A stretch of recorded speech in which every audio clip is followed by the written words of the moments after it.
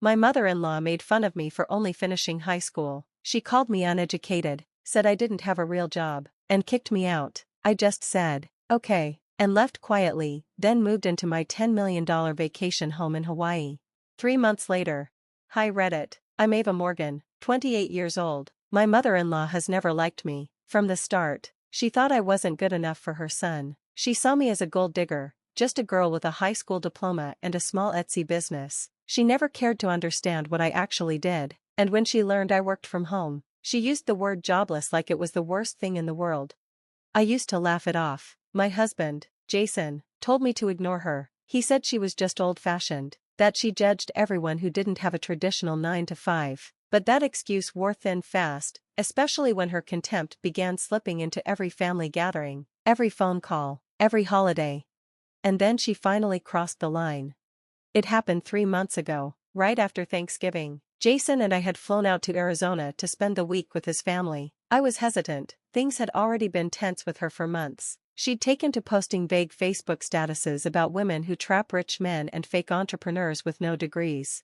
Jason kept brushing it off, telling me she just needed time to adjust. Adjust. The woman was a fire-breathing dragon in designer sunglasses. There was no adjusting, just dodging her flames.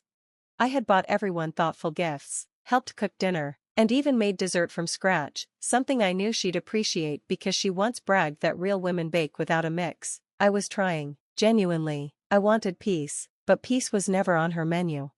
The explosion happened the night before we were supposed to leave. Her entire extended family was over, her cousins, Jason's childhood friends, neighbors, at least 30 people. I was helping set the table when she called out from the kitchen. Hey, since you're not working, why don't you make yourself useful and scrub the wine glasses? That alone made the room go quiet. I blinked. Jason was in the living room mid-conversation. I smiled awkwardly. Actually, I was just about to help serve the. She cut me off, louder this time. I mean, what else do you even do all day? Sit on your butt and play entrepreneur? Must be nice, living off my son's hard-earned money. Laughter, laughter from the room, from her sisters, even from some of the men. Jason stood up, looking stunned, but it was too late. Excuse me, I said, keeping my voice low. She came closer. The entire party stopped talking. You heard me, you're a high school grad with a pretend business. I see your Instagram. You're not a CEO, you're a bored housewife selling overpriced candles or crystals or whatever that junk is. I felt my chest tighten, my ears were ringing. Jason rushed over, trying to intervene, but she turned on him too. Don't defend her, Jason, you know it's true. She's wasting your money, your time, your life. She's uneducated and jobless, and I'm tired of pretending she's not. That's when I snapped. I could have yelled, I could have thrown something, but instead, I did something far worse. I smiled. You're right, I said calmly, I'm just a high school grad with a pretend job, so let me do the uneducated thing, and leave. I turned, walked upstairs, packed my suitcase in less than 5 minutes, and came down to see Jason arguing with her while her entire family watched like it was a live drama. I'll be fine, I told him, don't worry, I'll just go to the vacation house.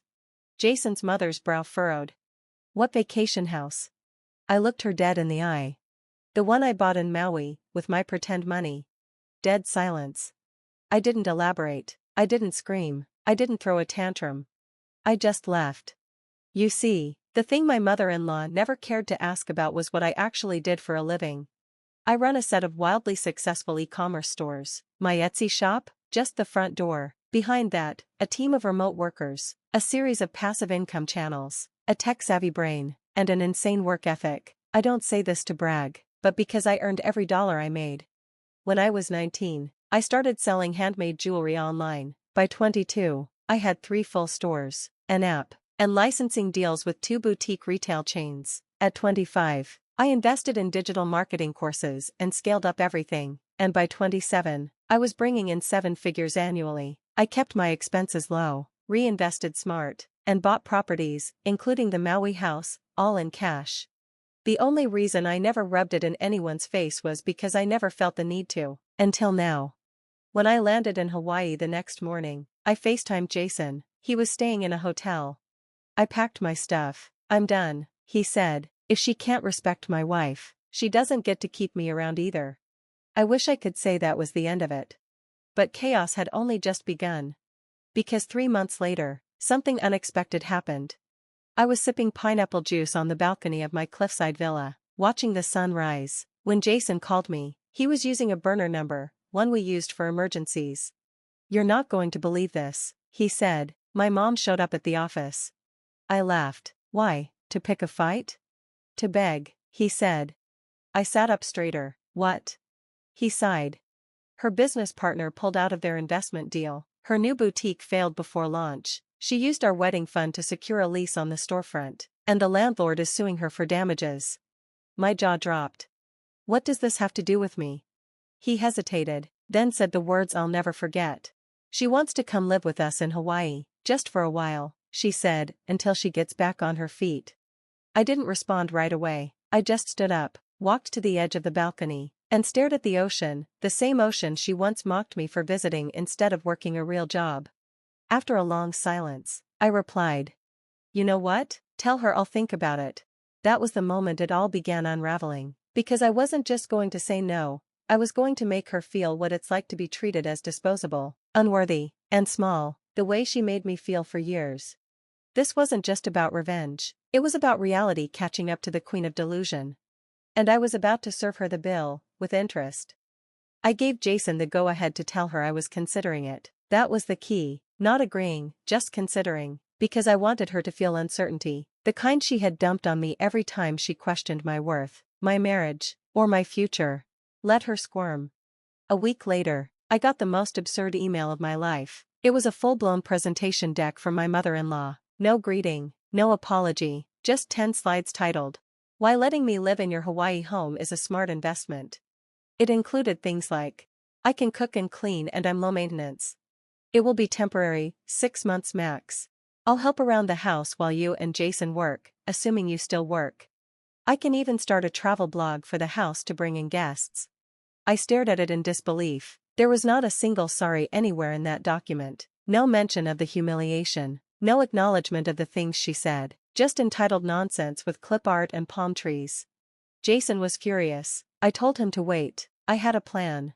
The next day, I called my assistant, Maya, and told her to begin prepping the Maui house for a special guest, not my mother-in-law, someone else. Then, I set things in motion.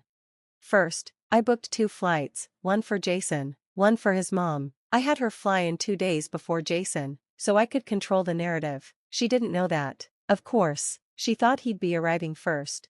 She landed in Maui and immediately texted me. "Landed, can you send a car?" I replied. "Already waiting, enjoy the ride." I had rented her a car service, a luxury van, but one that took her nowhere near my property. Instead, the driver dropped her off at a modest little 2-bedroom rental I had just purchased for business overflow. It was neat, clean, and about 45 minutes from my actual vacation home. I had stocked it with enough food for a few days, some old furniture, and, most importantly, absolutely no view. She called me that night, sounding confused. "I thought you said this was an oceanfront house." I smiled. "Oh no, this isn't my house, this is the guest property, think of it as transitional." She didn't respond for a beat. "Right, transitional, got it." Then came phase 2. The next morning, I drove to my house, where Jason was waiting. I had prepped the entire place for something special. A garden party. But not just any garden party, I had invited some of the most powerful women in our business circle, female founders, CEOs, digital nomads, investors, all of them successful, grounded, brilliant women with unconventional career paths. We drank fresh smoothies, swapped ideas, discussed collaborations. Jason sat back in awe, watching me in my element, completely at home. Then came the cherry on top. I brought up my plan to turn the Maui house into a luxury retreat for female entrepreneurs. Everyone was excited. The property was already stunning, cliffside views, eco-conscious interiors, private access to the beach. We started brainstorming themes. Healing and hustle. The quiet power. The high school grad's empire. They loved that last one. Jason raised his glass. To my wife, the uneducated and jobless millionaire. Everyone laughed, except me. I had one more thing to do. That evening, I finally visited my mother-in-law. She was outside, sitting on a plastic chair, sipping boxed wine she must have picked up from the local store. She looked surprised to see me. "I brought dinner," I said. "2 containers of Hawaiian poke bowls from one of my favorite spots." She took hers in silence. Then she said, "So, when do I see the main house?" I leaned back. "Oh, you won't, I'm selling it." Her face twisted. "What?" I nodded. "Yep, I've outgrown it. I'm building a new one, bigger, better views, private dock, but that one's not for guests." She went pale. "So I'm just supposed to stay here?" I smiled. "No, you're not staying at all." I stood up and handed her a manila folder. Inside was a check written out to her for $10,000. "What's this?" "A severance package," I said, "for all the years you spent insulting me, for the time you called me a gold digger, for dragging me in front of your family. I figured I'd give you one final payment, just like a company does when it's letting someone go." "You're kicking me out?" I tilted my head. "Let's not pretend you were ever in." She looked like she wanted to scream, but she didn't. She just sat there, eyes glassy, shoulders drooping, and then she muttered, "I was just trying to protect my son." "From what?" I asked. "A woman who worked harder than anyone you've ever met? A woman who built a business from nothing? Or was it just that I didn't come with a diploma and a pedigree?" She had no answer. I turned to leave, but before I got in my car, I said, "By the way, that guest property? It's already rented. You have 24 hours to leave." She didn't argue. Maybe deep down, she knew she deserved everything that happened. Jason supported me the whole time. He said this wasn't about revenge, it was about healing. 3 weeks later, my assistant sent me a Facebook post from my mother-in-law. It said, "Feeling lost, starting over, lesson learned, never underestimate quiet people, they might own the ground you stand on." I still didn't like her, but I had to respect that.